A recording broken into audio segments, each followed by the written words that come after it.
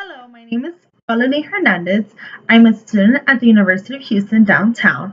The book I chose today to read for a read aloud is The Tiny Seed by Eric Carle. The reason I chose this book is because I feel like it's a great book you could read for elementary students prior to maybe fourth or fifth grade is fine, I believe, because it's this book is about how a seed develops and grows and disperses. So basically talking about the plant life cycle. So I chose this book because I feel like it's an excellent book I could read to my kindergartens and also has a lot of illustrations. So let's get on and let's get reading. Eric Carle, The Tiny Seed. In autumn, a strong wind is blowing. It blows flower seeds high in the air and carries them across the land. One of the seeds is tiny, smaller than any of the others. Will they be able to keep up with the others? And where are they all going?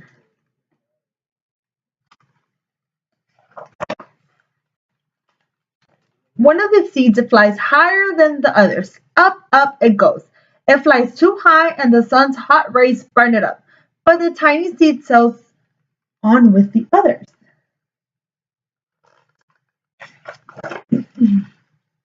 Another seed lands on a tall and icy mountain.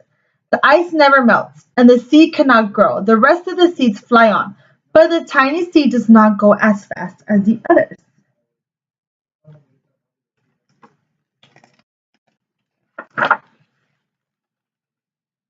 Now they fly over the ocean. One seed falls into the water and drowns. The others sail on with the wind, but the tiny seed does not go as high as the others.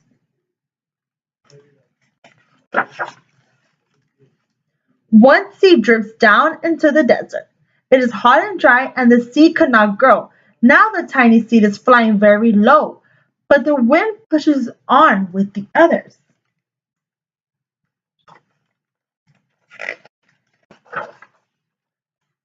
Finally, the wind stops, and the seed falls gently down on the ground. A bird comes by and eats one seed. The tiny seed does not eat it. It is small that the bird does not see it.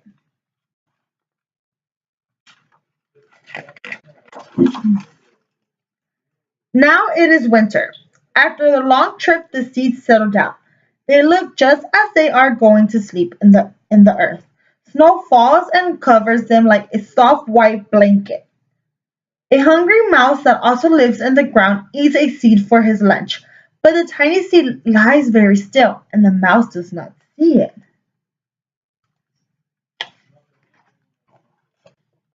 I think before I turn the page, I will ask my students, what do you think if the seed is here? What do you think is gonna happen? So eventually, if they have knowledge of the plant life cycle, or maybe they learned about it, because say maybe the seed's gonna start to grow or something's gonna happen to it. So it's like a question I would ask my kindergartners. Now it's spring. After a few months, the snow has melted. It is really spring. Birds fly by, the sun shines, rain falls. The seeds grow so round and full they start to burst open little. Now they are not seeds anymore. They are plants. First, they send roots down into the earth, then the little stems and leaves begin to grow up towards the sun and air. There's another plant that grows much faster than the new little plants. It is a big fat weed, and it takes all the sunlight and the rain away from one of the small new plants, and that little plant dies. The tiny seed hasn't begun to grow yet. It will be too late. Hurry! But finally, it also starts to grow into a plant. And so I will ask my kindergartners, which one do you think is the weed, the plant of the weed, and they will point to this one. The warm earth also brings the children out to play. They too have been waiting for the sun in springtime. One child does not see the plants as he runs along, and oh, he breaks one. Now it cannot grow anymore. And I will also ask, like, give me a thumbs up if you have by accident step on a plant, because we all have stepped on a plant by accident. The tiny plant that grew up from the tiny seed is growing fast, but his neighbor grows even faster. Before the tiny plant has three leaves, The other plant has 7. And look, a bud and now even a flower. But what is happening? First, there are footsteps.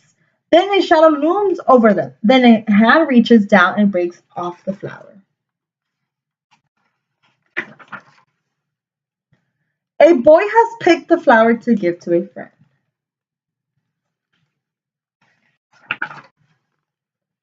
It is summer. Now the tiny plant from the tiny seed is all alone. It grows on and on. It doesn't stop. The sun shines on it and the rain waters it. It has many leaves. It grows taller and taller. It is taller than the people. It is taller than the trees. It is taller than the houses. And now a flower grows on it. People come from far and near to look at this flower. It is the tallest flower they have ever seen. It is a giant flower. All summer long, the birds and bees and butterflies come visiting. They've never seen such a big and beautiful flower. Now I ask my kindergartners like the details a flower has and how the birds and butterflies are pollinating the flower.